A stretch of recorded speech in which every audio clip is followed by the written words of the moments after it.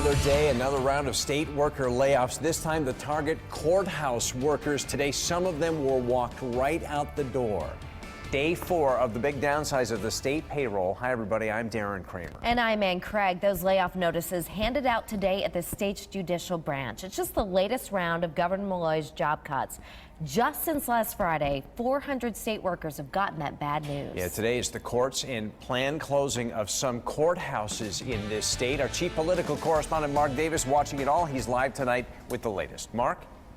Hi, Darren and Ann. Good evening, everyone from the Hartford newsroom. As of this hour, 126 employees in the judicial branch of state government have gotten their walking papers today. More are expected. Most of them have been in the juvenile detention area, but late this afternoon, the chief court administrator says the judicial branch may no longer be able to staff the 24-hour lockups in New Haven and Hartford, and they'll be reducing alternative to incarceration programs. The wheels of justice generally move pretty slowly, but those wheels are likely to be moving even slower starting next month as the Judicial Department reacts to the expected cutbacks in its budget because of the state's looming billion-dollar deficit. Supreme Court Chief Justice Chase Rogers telling employees in a mass email, quote, "We are currently developing plans to close courthouses and offices. We will be realigning and transferring court business being conducted in some court locations to other court locations," close quote.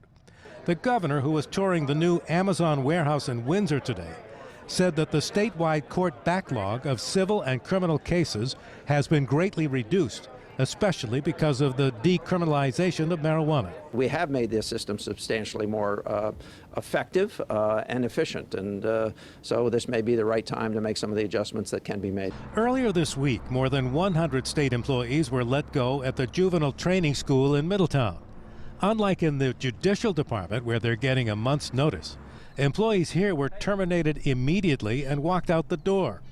Like Erica Johnson, a veteran teacher with the Department of Children and Families, who worked with this most difficult population for the past 2 years. I was walking out with one of the clinicians, and one of the boys I was most concerned about, who I have a very good relationship with, had already been taken out and hospitalized because he couldn't handle the changes. I think that there's a tremendous opportunity to mitigate layoffs this year and even into next year if those discussions were to evolve, but they have not evolved.